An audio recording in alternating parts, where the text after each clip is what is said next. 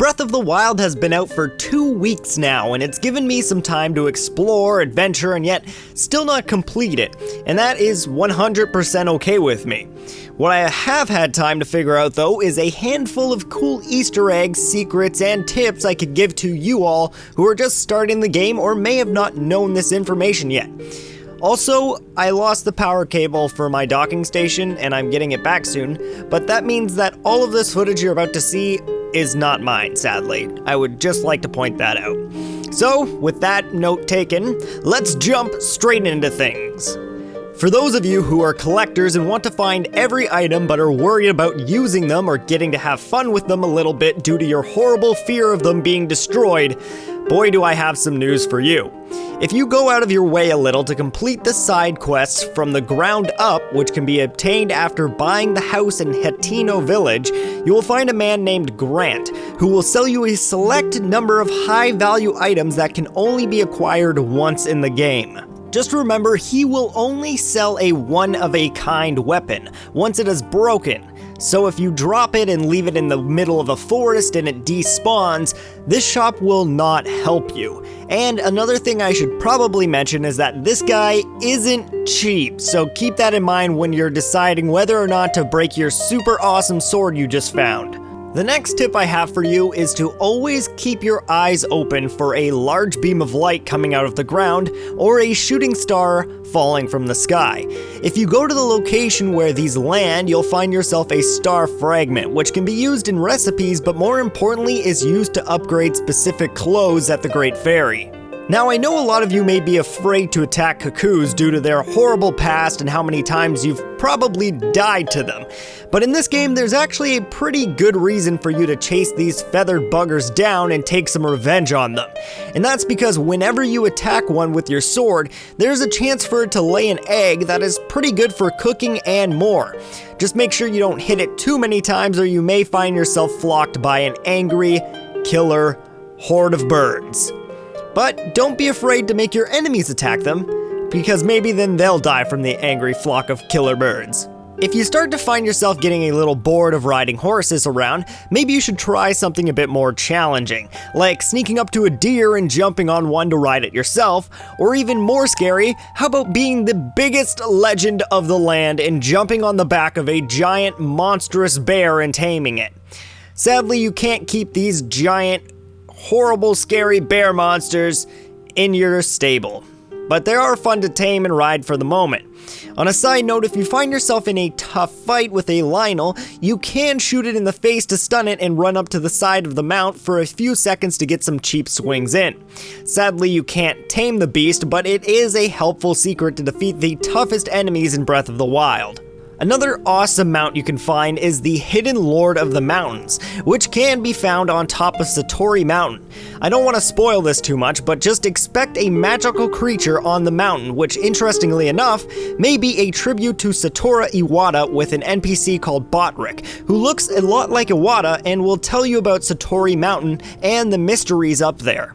Now, if you find yourself in a situation where you need to run through some fire but you don't have the hearts or food to stand it, you can submerge yourself in water until you are 100% soaked, and when you walk into the fire you will be invulnerable for a few seconds. Another very helpful tip for explorers is to keep your rusty items you find laying around, because these can become very important tools in the future. If you find yourself near a rock octorok, instead of throwing bombs in its mouth when it sucks up air, throw your rusted weapons in, and the rock octorok will spit them back out brand new without a speck of rust on them. How awesome is that? It's like a washer for weapons. Quick tip, boomerangs are a nifty weapon that will always return to the owner if given enough space. But did you know that Stalizolfos arms will also return to you like a boomerang? Shield surfing is also a neat trick that most people know about by now, but you don't have to only surf on snow. You can also surf down grassy hills. This will damage this shield more than snow would, and I would highly advise to not try this on rock because you will break your shield. On a side note, pressing Y will cause you to do a 1080 spin, which can be a reference to another Nintendo game. This also may sound obvious, but if you wish to swim across a river faster, your best bet is to take off all your armor, which will make you move much quicker through the water. Just like in real life, a dog can also be your best friend in Breath of the Wild. If you offer a few specific dogs in these locations, they will lead you to a treasure chest nearby. And when you get to that treasure chest, don't forget to kick it open with no leg armor on to get a funny animation of Link stubbing his toe. A few helpful tips to save yourself in stressful situations that I can give you are to save your stamina meter while climbing a hill, since jumping at the last minute when your stamina meter goes red will allow you to jump twice as far as usual. Also, if you get blasted backwards from an attack, you can save yourself mid-air by deploying your cloth to help slowly drift back down to the ground. Lastly, while getting attacked by an enemy with a bow, don't forget to raise your shield, not just to protect yourself, but because you can also claim some of the arrows in your shield back to your inventory. A helpful tip for horse lovers is that when one of your favorite horses dies out in the field, you can actually bring them back to life by heading to Melania Spring, which is southeast of the Highland Stable in Lake Tower region. This fountain looks like a normal fairy fountain, and yet it's not. Instead, you'll find the Horse Fairy, who will revive your dead horses, which is a very welcome feature.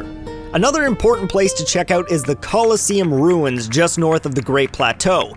As you progress through the game, the enemies in this area will continue to improve, making for a great pit stop to pick up some high-level weapons. But just be careful, since at high levels this area will hold a Silver Lionel, one of the strongest creatures in the game, and more on top of that. But if you do defeat him, don't forget to take a selfie with one of Link's 8 amazing, great-looking poses. My last 2 tips are when your weapon is about to break and you get the warning for an almost broken weapon, don't keep hitting the opponent. Instead, throw your weapon, and this will cause double damage to the enemy than what would normally be caused by throwing a weapon. And just like real life, don't walk around with metal items swinging around in the air while a thunderstorm is happening, because that's just asking to get hit by lightning, and that's never fun. I hope you found some of these tips helpful in your playthrough of Breath of the Wild, and if you want to see more Zelda videos in the future, shoot me some ideas and I'll see what I can put together for you all in the future. And until then, I'll see you all in the next episode. I just want to give a huge shout out to my top Patreon supporters of the month. So thank you Zero Master, Thomas Bethel, Grizzly Gamer, and Legend Gary. Without your guys' support, I would not continue to make such fantastic videos. So thank you all, and if you wish to become a Patreon yourself, check the description below for more details.